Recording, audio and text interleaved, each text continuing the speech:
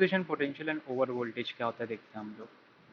ठीक है, सो decomposition potential क्या होता है? Due to polarization the potential required to bring about the continuous electrolysis in any electrolytic cell will be greater than the theoretical potential of the cell and continuous electrolysis will take place at a certain minimum applied potential। क्या बोला है? जो polarisation होता है charges का, ठीक है, due to polarisation होने की वजह से जो पोटेंशियल हमको रिक्वायर होता है, जिससे कंटिन्यूस इलेक्ट्रोलिसिस चाहिए हमको किसी भी इलेक्ट्रोलाइटिक सेल में, वो ग्रेटर होता है। किससे ग्रेटर होता है? थियोरेटिकल पोटेंशियल से ग्रेटर होता है। सेल का जो थियोरेटिकल पोटेंशियल होता है उससे ग्रेटर होता है। And continuous electrolysis will take place at a sudden minimum applied potential.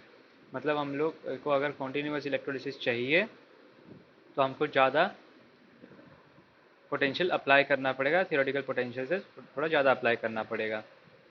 तो वो जो पोटेंशियल होगा वो मिनिमम अप्लाइड पोटेंशियल हमको थोड़ा अप्लाई करना पड़ेगा ताकि कंटिन्यूस इलेक्ट्रोलिसिस होता रहे। तो ये किस वजह से हो रहा है? पोलराइजेशन की वजह से हो रहा है। पोलराइजेशन की वजह से क्या हुआ? Potential required to bring about the continuous electrolysis in any electrolytic cell will be greater than the अब थियोरेटिकल पोटेंशियल, जो भी थियोरेटिकल पोटेंशियल था। और जब आप थियोरेटिकल पोटेंशियल था उससे जब ज़्यादा आप एक इलेक्ट्रोलिस मतलब उससे ज़्यादा जब आप पोटेंशियल अप्लाइड करते हो, then continuous electrolysis will take place at a certain minimum applied potential. Minimum applied potential पे कॉन्टिन्यूस इलेक्ट्रोलिसिस फिर होना चालू हो जाएगा। फिर क्या बोला है यहाँ पे? The minimum applied potential to bring about continuous decomposition of electrolyte by electrolysis is known as decomposition potential। मतलब एक मिनिमम पोटेंशियल अप्लाइड पोटेंशियल जो है, जो मिनिमम पोटेंशियल हमको चाहिए जिससे कंटिन्यूसली डिकम्पोजिशन हो सके किसी इलेक्ट्रोलाइट का, जिससे किसी इलेक्ट्रोलाइट का कंटिन्यूस डिकम्पोजिशन हो सके, ठीक है, by electrolysis is known as decomposition potential, means the minimum applied potential to bring about the continuous electrolysis, continuous decomposition of an electrolyte by electrolysis is known as decomposition potential। So simple है इसका definition। Now the decomposition potential is defined as the minimum potential that must be applied between the electrodes immersed in the electrolytic solution so as to bring about the continuous decomposition of the electrolyte by electrolysis। ये बहुत important है, ये best definition हो सकता है, ये जो भी आप बताएंगे इसमें, जो भी आप लिखेंगे पेपर में, this will be your best definition. तो क्या बोला है यहाँ पे? The decomposition potential is defined as, कैसे डिफाइन करते हैं इसको हम लोग?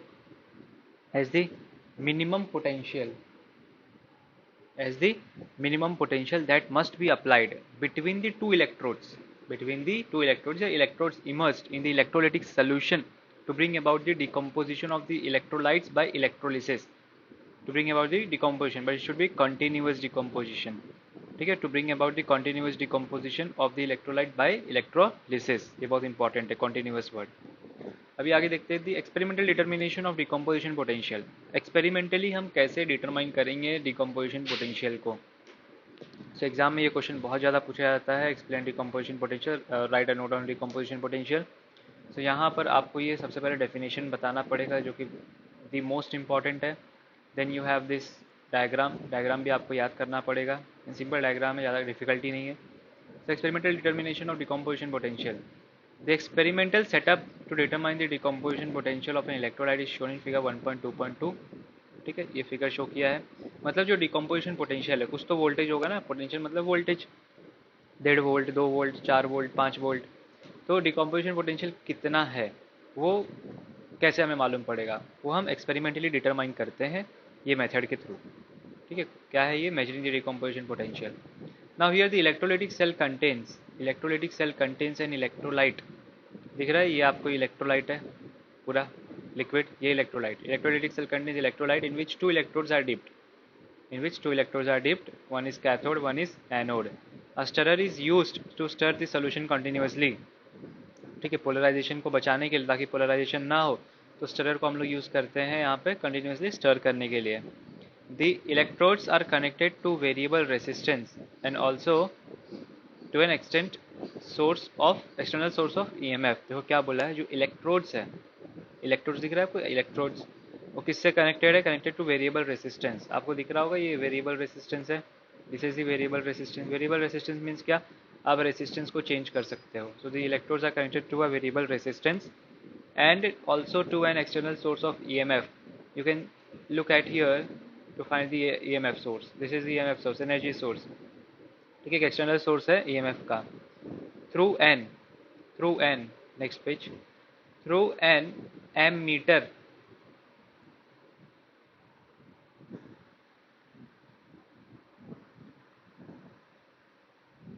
थ्रू एन एम मीटर, ये you can see ammeter के थ्रू कनेक्टेड है for measuring the current passing through the circuit.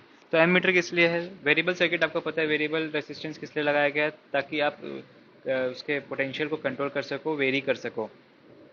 ठीक है. और एम मीटर भी लगाया गया है. एम मीटर किस लिए लगाया गया? For measuring the current passing through the circuit. ठीक है, सर्किट के थ्रू जो करंट पास हो रहा है उस करंट को हम मेजर करने के लिए क्या लगाते हैं? Ammeter. Now the variable resistance is used to regulate the voltage applied to the cell. क्या? The variable resistance is used to regulate the voltage applied to the cell, and this voltage can be measured by means of voltmeter inserted across the two electrodes. देखो देखो, बहुत बहुत important है, बहुत important है. क्या बोला है? The variable resistance is use to regulate the voltage. ठीक है. अब वोल्टेज को रेगुलेट करने के लिए क्या लगाया गया? वेरिएबल रेसिस्टेंस, जो कि मैंने आपको पहले बता दिया, to this cell. And this voltage can be measured by the means of voltmeter inserted across the two electrodes. अभी आप देखो यहाँ पे इलेक्ट्रोड्स है, दो इलेक्ट्रोड्स के बीच में वोल्ट मीटर लगाया गया है. तो जो भी आप वोल्टेज को चेंज करोगे यहाँ से रेसिस्टेंस के थ्रू, ये वोल्टेज को आप यहाँ मेजर कर सकते हो. ठीक है. एम मीटर आपका यहाँ पे लगा हुआ है टू मेजर द करंट, है ना. सो देखो यहाँ पे, in order to determine the decomposition potential, अगर आपको डिकम्पोजिशन पोटेंशियल डिटरमाइन करना है, the applied potential is gradually increased and the current passing through the solution is recorded on the ammeter and the corresponding applied potential is determined by the voltmeter. तो क्या बोला है? अगर आपको decomposition potential determine करना है, decomposition potential अगर आपको डिटरमाइन करना है, जो आपका अप्लाइड पोटेंशियल है, जो आपका अप्लाइड पोटेंशियल है, जो भी आप पोटेंशियल को अप्लाई करोगे, जो आप पोटेंशियल को इंक्रीज करोगे, वेरिएबल रेसिस्टेंस जो है वो पोटेंशियल को आप चेंज करने के लिए है ना, वेरिएबल रेसिस्टेंस, तो उससे आप चेंज करोगे. So applied potential is gradually increase. जो आपका पोटेंशियल रहेगा, आप वेरिएबल रेसिस्टेंस के थ्रू पोटेंशियल को इंक्रीज करोगे. दिख रहा है आपको वेरिएबल रेसिस्टेंस? ये इसके थ्रू आप वोल्टेज को इंक्रीज करोगे. वोल्टेज मतलब पोटेंशियल डिफरेंस, उसको आप इंक्रीज करोगे. तो इंक्रीज करोगे and the current passing through the solution is recorded on the ammeter. और जो भी करंट पास हो रहा होगा सोल्यूशन के अंदर से, वो एम मीटर के ऊपर क्या हो रहा होगा? रिकॉर्ड हो रहा होगा. ठीक है. एंड आफ्टर द रिकॉर्डिंग क्या होता है? And the corresponding applied potential is determined by the volt meter. मतलब जो आपने करंट रिकॉर्ड किया, आपने जो भी पोटेंशियल अप्लाई किया, वो सब आपने प्लॉट किया एक ग्राफ के ऊपर, और करस्पॉन्डिंग अप्लाइड पोटेंशियल आपको डिटरमाइन मिल जाता है, मतलब आप डिटरमाइन कर लेते हो. लेकिन आपको एक ग्राफ मिला, वो ग्राफ से कैसे डिटरमाइन करोगे, ये इंपॉर्टेंट है. चला देखते हैं हम लोग इसकी तरफ. नाउ द करंट आई, दिख रहा है current I following is plotted against the applied voltage. दिख रहा है? Current I versus applied voltage plot किया गया है, as shown in the figure 1.2.3. The curve indicates that along AB, the current is practically constant even with increase in the applied potential. क्या बोला है? along the curve AB, जो curve AB दिख रहा है आपको, लाइन AB दिख रहा है, अब छोटा बहुत हल्का सा कर्व है ये, जो कि आपको आंखों से विजिबल नहीं होगा. तो ये जो कर्व है, कर्व AB, यहाँ पर करंट इंक्रीज हुआ है. यहाँ पर करंट क्या है? प्रैक्टिकली कांस्टेंट है. ठीक है. क्या बोला है यहाँ पे? Current is A B, the current is practically constant even with increasing the applied potential. Potential को अप्लाई करने के बाद भी कांस्टेंट है. लेकिन यहाँ पे मुझे ये सेंटेंस गलत लग रहा है, बिकॉज आप देख सकते हो यहाँ पे as it is a curve, और यहाँ पर देखो करंट आपका इंक्रीज हो रहा है. यहाँ पे करंट पहले कम था, देख रहे हो यहाँ पे कम है, तो देखो बढ़ा है करंट आपका as you are increasing your applied potential. At point B the current suddenly increases rapidly until it reaches point C. और पॉइंट बी एक ऐसा पॉइंट है जहाँ से एकदम स्टडीली बहुत अचानक से करंट बढ़ना चालू हो जाता है. बी से एकदम रैपिडली इंक्रीज होता है करंट. ठीक है. Rapidly until it reaches a point C. Now thus along B C continuous electrolysis takes place. तो मतलब आप बोल सकते हो कि जो बी सी है, अचानक से करंट बढ़ा, इसका मतलब उस पॉइंट ऑफ टाइम पे इलेक्ट्रोलिसिस हो रहा है. इलेक्ट्रोलिसिस मतलब क्या? इधर जो कैथोड और एनोड है, यहाँ से आयंस निकल रहे हैं. ठीक है. इलेक्ट्रोलिसिस हो रहा है, आयंस डिसोसिएट हो रहे हैं अपने कंपाउंड से, जो आयनिक बॉन्ड उनका था उससे वो आयन डिसोसिएट हो रहे हैं. अब आयन डिसोसिएट होकर कहाँ पे आएगा? सोल्यूशन में आएगा. अब ये सोल्यूशन में आएगा तो क्या होगा? इस सोल्यूशन की कंडक्टिविटी इंक्रीज होगी. तो सोल्यूशन की कंडक्टिविटी इंक्रीज होगा तो इसके अंदर जो करंट बहेगा वो भी इंक्रीज होगा. सही बात ना। तो करंट जब इंक्रीज होगा तो यहाँ पे देखो आपको अचानक से एकदम एक रैपिड इंक्रीज दिखेगा, यहाँ पे करंट का दिख रहा है, रैपिड इंक्रीज दिखेगा। So thus along BC continuous electrolysis takes place. The potential that has to be applied externally the potential that has to be applied externally in order to bring continuous electrolysis can be obtained by extrapolating BC. मतलब in short क्या बोला जा रहा है, the potential that has to be applied externally, minimum potential that has to be applied externally in order to bring about continuous electrolysis can be plotted. मतलब decomposition potential can be plotted by extrapolating the BC. जो BC है आपका दिख रहा है उसको extrapolate करके आप प्लॉट कर सकते हो to potential axis. Potential axis कौन सा है, ये एक्स एक्सिस आपका क्या है, पोटेंशियल एक्सिस है, तो इसके ऊपर एक्स्ट्रापोलेट करो आपको पोटेंशियल एक्सिस मिल जाएगा। एक्स्ट्रापोलेटिंग दी पोटेंशियल एक्सिस, किधर गया वो, extrapolating the BC to potential axis which meets at point D, दिख रहा है पॉइंट D पे आके रुक गया। the point D directly gives a decomposition potential। तो जो आपने इसको एक्स्ट्रापोलेट किया है BC को, ठीक है, ऑन द अप्लाइड पोटेंशियल का, on the applied potential axis, ठीक है, अप्लाइड पोटेंशियल एक्सिस पे जो भी आपने किया है यहाँ पे इसको एक्स्ट्रापोलेट, यहाँ पर जो पॉइंट D आपको मिल रहा है on x axis, this is nothing but this is your decomposition potential. Okay, this is your decomposition potential. तो सिंपल था ये इतना। सो देखेंगे अब over voltage. So for electrolysis one normal sulfuric acid solution by using two platinum electrode, continuous electrolysis takes place only at an external applied potential of about 1.7 volt, which is the decomposition potential of one normal sulfuric acid solution। क्या बोला है, अगर one normal sulphuric acid solution का आपको continuous electrolysis कराना है by using two platinum electrodes, तो continuous electrolysis तभी होगा जब एक्सटर्नल हम लोग पोटेंशियल अप्लाई करेंगे 1.7 वोल्टेज का। हाँ, 1.7 वोल्टेज का जब हम लोग पोटेंशियल अप्लाई करेंगे तब इसका डिकम्पोजिशन होगा। मतलब ये क्या हो गया, 1.7 is the decomposition potential of one normal H2SO4 solution। Moreover, at this potential, hydrogen gas is evolved at cathode and O2 gas is evolved at anode। देखो सीधी सी बात है, जब इसका डिसोसिएशन होगा तो हाइड्रोजन गैस रिलीज होगा और O2 गैस रिलीज होगा, ठीक है। तो फिर क्या होगा, H2 गैस जो हाइड्रोजन गैस है वो कैथोड की तरफ जाएगा, इवॉल्व होगा, और ऑक्सीजन गैस जो है वो एनोड की तरफ इवॉल्व होगा। The evolution of these two gases at 1 atmospheric pressure at the respective electrodes convert them into active gas electrodes। अभी जो गैस जो निकल रहा है यहाँ पे, hydrogen gas and oxygen gas, इनका जो प्रेशर है, इनका प्रेशर है 1 एटमॉस्फेरिक प्रेशर, ठीक है, जिसके वजह से क्या होता है, ये बन जाते हैं एक्टिव गैस इलेक्ट्रोड बन जाते हैं। क्या बन जाते हैं, ये एक्टिव गैस इलेक्ट्रोड बन जाते हैं, क्योंकि गैशियस फॉर्म में है ये और इलेक्ट्रोड पे रिलीज हो रहे हैं। एक कैथोड पे रिलीज हो रहा है और ऑक्सीजन रिलीज हो रहा है एनोड पे।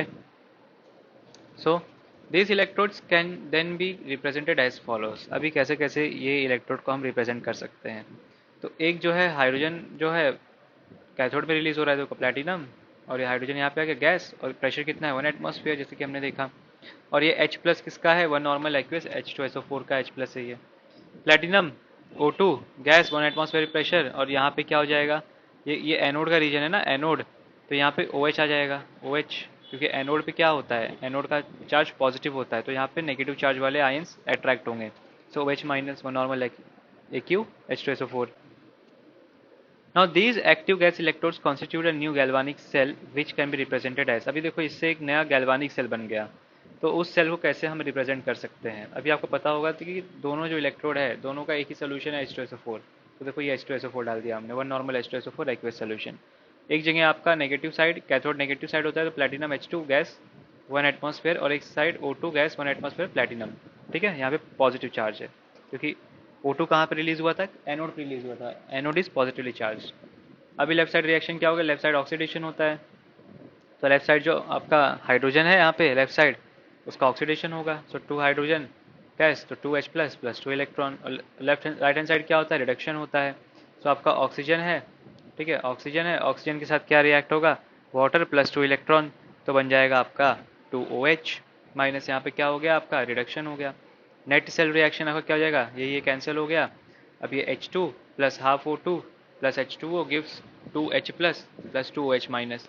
नेट रिएक्शन लिख सकते हो, एकदम सिंपल था ओवर वोल्टेज। ठीक है, तो हमको क्या जानना था, हमने हमने देखा कि 1.7 वोल्ट हमको चाहिए होता है as a decomposition potential for one normal H2SO4, और जो उसमें से गैस रिलीज होता है, H2 गैस रिलीज होता है, वो कैथोड पे जाके इवॉल्व होता है, और O2 gas evolve eight anode. ठीक है, evolution of these two gases at one atmospheric pressure leads to the formation of respective electrodes convert into active gas electrodes.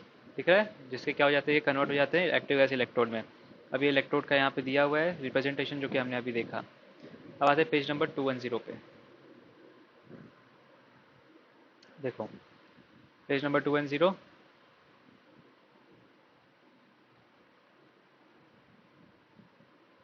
क्या बोला है, देखो यहाँ पे the EMF of this cell.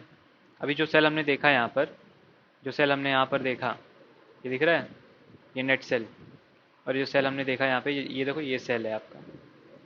ठीक है, अब इधर जो हमने देखा, क्या बोला, the EMF of this cell है 298 kelvin by Nernst equation is given by. सीधी सी बात थी, नर्न्स इक्वेशन से ऐसे आप दोगे इसका EMF, E naught of the cell minus 0.0592 upon two log to the base 10, और ये प्रोडक्ट है ना, प्रोडक्ट हो जाएगा ये। देखो प्रोडक्ट में क्या है, हाइड्रोजन और ये OH, और यहाँ पे क्या हो जाएगा, यहाँ पे आपका H2 हो गया और ऑक्सीजन हो गया और H2O हो गया। इधर हाफ था तो इधर पावर में हाफ आ गया, यहाँ पे 2 है, यहाँ पर भी 2 है OH, और H भी 2 है, तो यहाँ पे पावर में स्क्वायर हो गया। ठीक है, पावर 2 हो गया।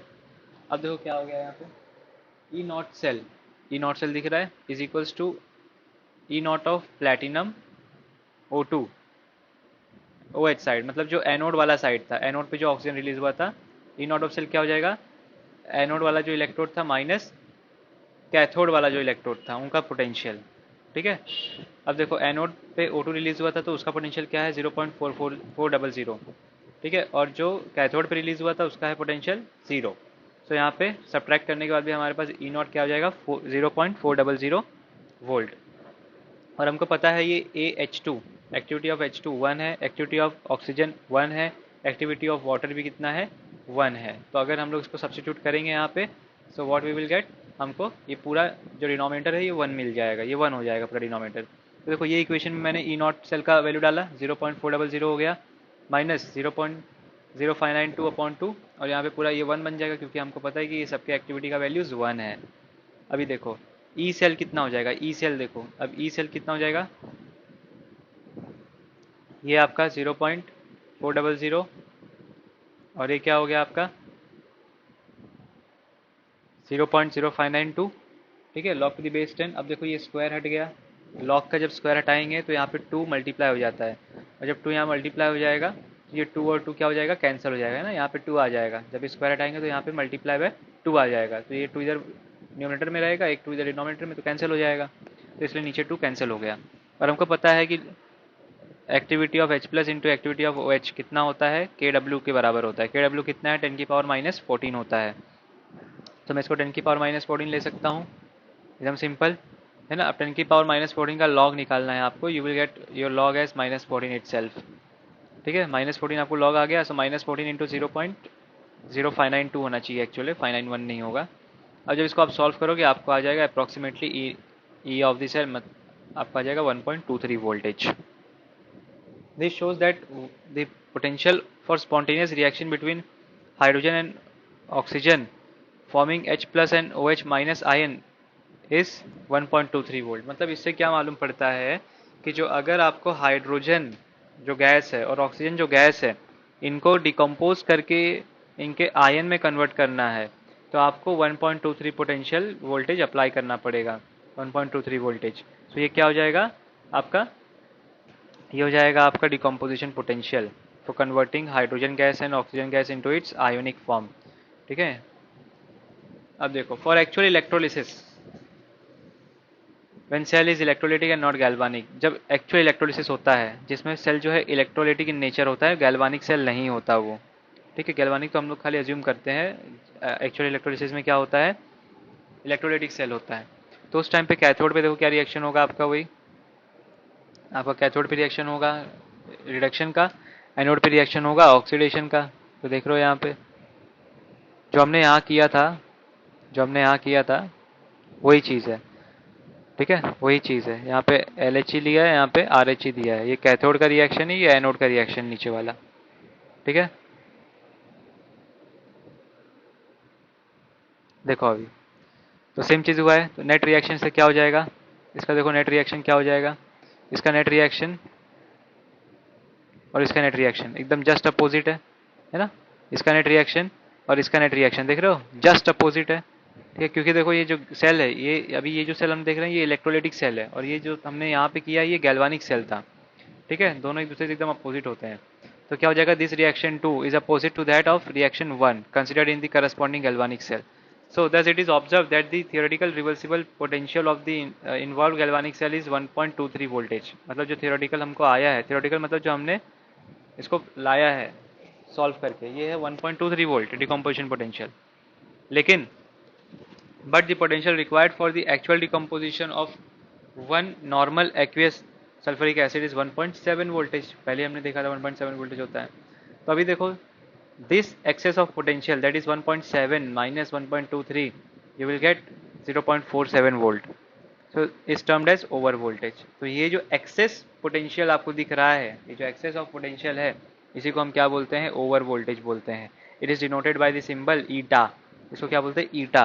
ठीक है, गांव में जो ईंट होते हैं ना उसको उठा के फेंकते हैं ना, ईटा, वो वाला ईटा। ठीक है, and is expressed as eta is equals to ED minus ER. अभी ईडी क्या है, ऑब्जर्व्ड डिकम्पोजिशन पोटेंशियल। ऑब्जर्व क्या है आपका, ये आपका एक्चुअल आया एक्सपेरिमेंट करके। ठीक है, ई आर मतलब थियोरेटिकल रिवर्सिबल पोटेंशियल, मतलब जो आपने थियोरेटिकली सॉल्व करके निकाला हुआ है वो। तो जो आपको एक्चुअल आया है एक्सपेरिमेंट से माइनस जो आपने थियोरेटिकल निकाला है, तो आपको ओवर वोल्टेज मिल जाएगा। अब देखो, thus the over voltage can be defined as the difference between the potential of the electrode when gas evolution is actually observed and the theoretical reversible value for the same solution। क्या बोला है, over voltage को कैसे define कर सकते हैं, it is the difference between the potential of the electrode. ठीक है, इलेक्ट्रोड के पोटेंशियल के बीच का डिफरेंस कब, जब gas evolution is actually observed. Actually observe मतलब जब एक्सपेरिमेंट आपने एक्चुअली किया, and theoretical reversible value for the same solution. उसी सोल्यूशन के लिए जब आपने थियोरेटिकल उसका वैल्यू निकाला, वो मतलब जो एक्चुअल आपको डिफरेंस दिखा इवोल्यूशन होने के टाइम पे, जो एक्चुअल आपको आया पोटेंशियल ऑफ इलेक्ट्रोड, उसको सब्ट्रैक्ट कर दो जो आपको थियोरेटिकल वैल्यू से आया, थियोरेटिकल रिवर्सिबल। तो ये 1.7 हमको एक्चुअल दिखा एक्सपेरिमेंटल के टाइम पे, और हमको थियोरेटिकल वैल्यू 1.23 आया, तो उसका डिफरेंस निकाल दो, तो ये आपका हो जाएगा over voltage. Now it can be defined, it can also be defined as the potential by which the actual decomposition potential exceeds the theoretical reversible potential of the involved galvanic cell।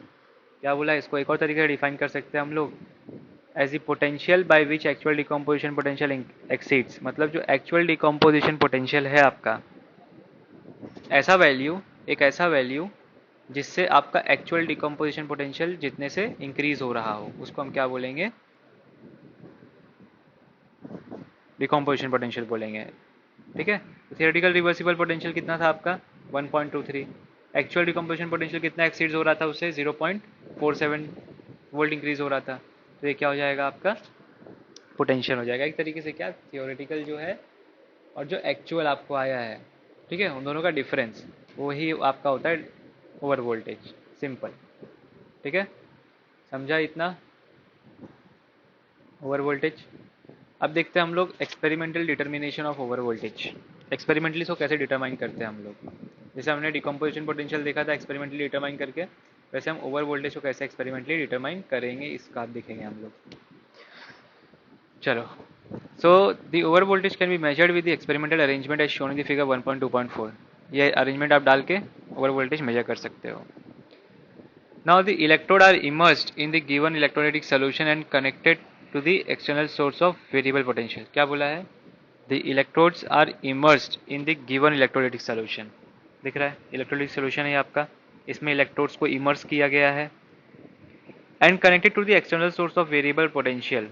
देखो आपको एक external source दिया है जिसका आप potential very कर सकते हो, चेंज कर सकते हो, मतलब variable potential। यहाँ पर भी वही चीज़,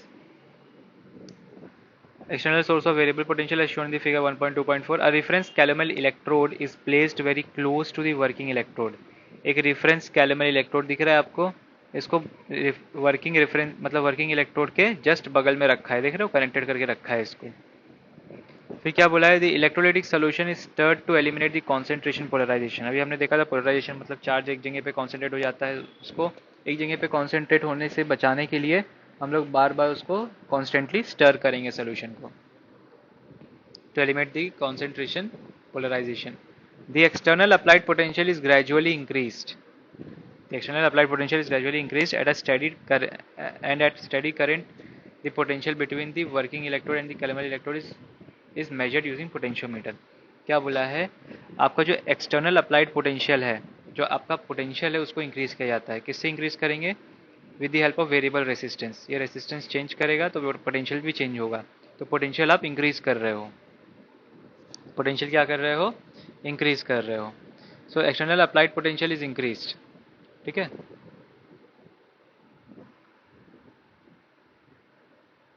एक मिनट, एक्सटर्नल, हाँ ये रहा, चलो।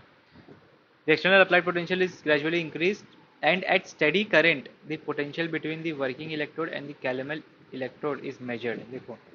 देखो जब आप इंक्रीज करोगे पोटेंशियल, जब आप अप्लाइड पोटेंशियल को इंक्रीज करोगे तो होता क्या है उससे, अप्लाइड पोटेंशियल इंक्रीज करने से आपका करंट भी बढ़ता है।